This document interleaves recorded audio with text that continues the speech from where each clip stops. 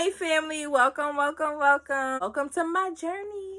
So for you guys who don't know me, my name is Diamond. I am an autism mommy of a beautiful 3-year-old son named Cameron. And I created an outlet to relate, share, and connect with you guys because there aren't too many autism mommy support groups, and there definitely aren't too many full-time working autism mommy support groups. So hey, I'm one of them.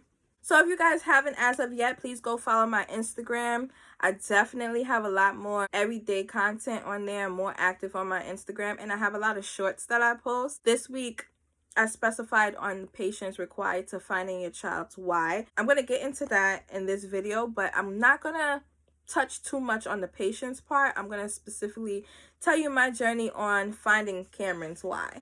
So in that little short video on my Instagram page, I stress the importance of the patience needed to find your child's why, because it takes a lot of patience and attention. But what is the why? When I say why, I mean the reason behind your child's actions. Yes, stimming and meltdowns is something that we may know very well. And at times we may even expect them to happen. But do we really know the why, the reason that they're stimming, the reason that they're having their meltdowns? What is the issue behind it? What caused it? Like, okay, you were just fine and now you're crying. What's going on? What happened? What changed?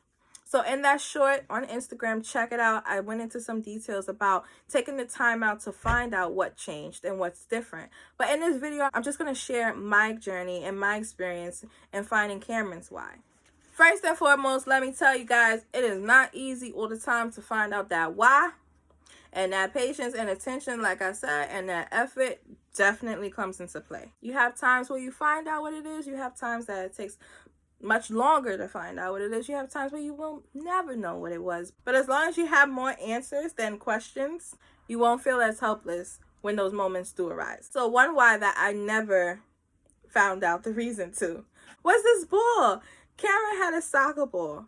Okay. He was terrified of the soccer ball. Why? I don't know. This was probably when he was around going on 2, maybe already 2, but in that area. And he was terrified of this soccer ball. The soccer ball lived behind the couch. Like, we had to hide it behind the couch. We could have thrown it out. I don't know why we never threw it out. We didn't throw it out. We could have just threw it out, but we didn't. But yeah, he really was afraid of this ball. And every now and then it would make its way back out into the living room floor. Either we were cleaning behind the couch or somehow, some way it came out. And again, scared. About 6 months after he got the ball, one day again, it rolled out into the living room floor, and he played like he ain't never played before.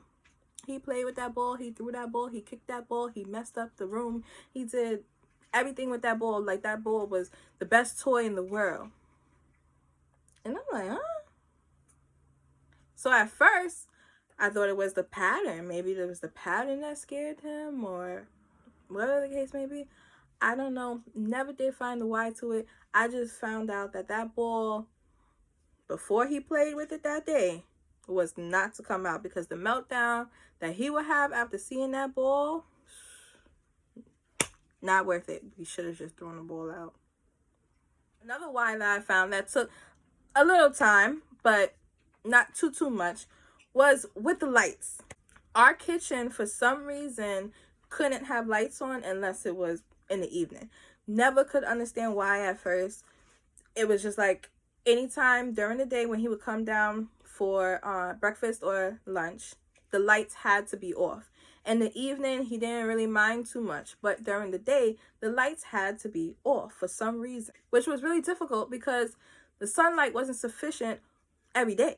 One day as he was having lunch, he had a real bad meltdown. He was crying and screaming, couldn't console him, and I took a second. Like I said in that Instagram video, you gotta take a second. Throughout the crying, throughout the tears, you gotta take a second and look around. Observe. And that's what I did.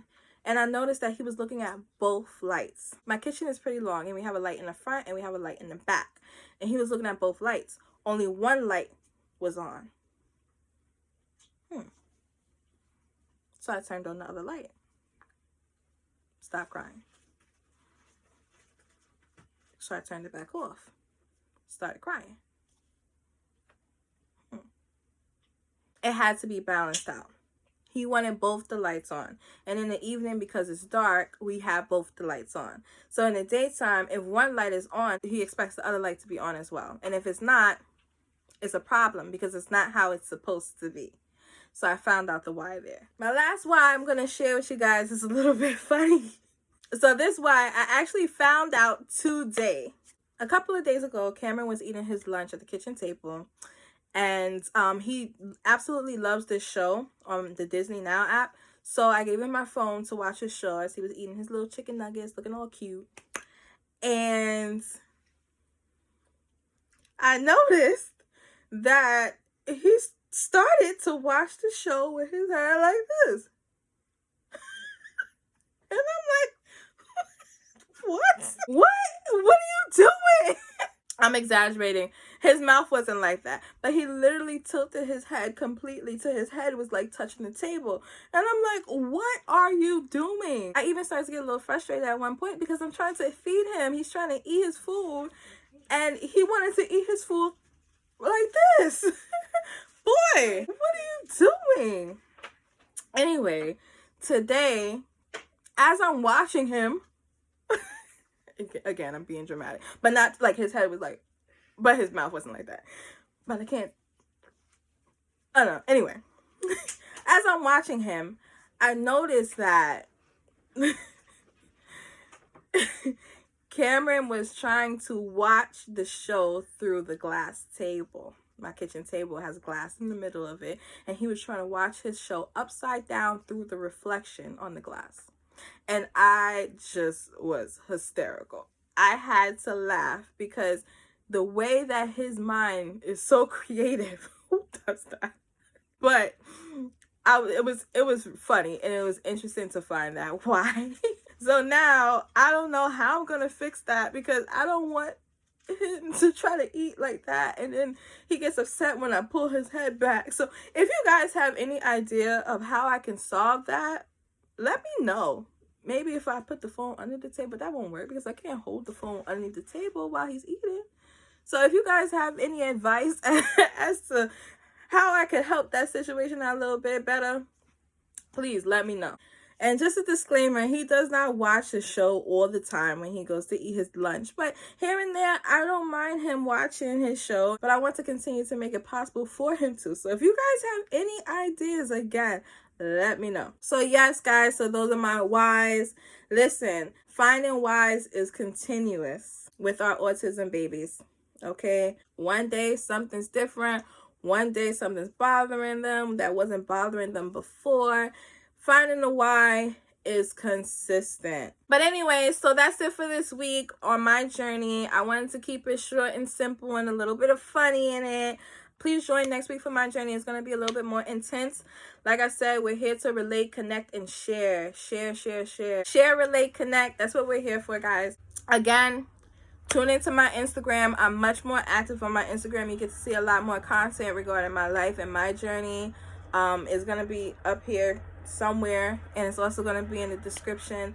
Definitely check me out. Follow, and subscribe on here. And like I say, it takes family. Family doesn't necessarily have to mean blood. So to my autism mommies and my autism families out there and just our supporters, thanks for watching. And like I said, tune in, and I'll see you guys next week.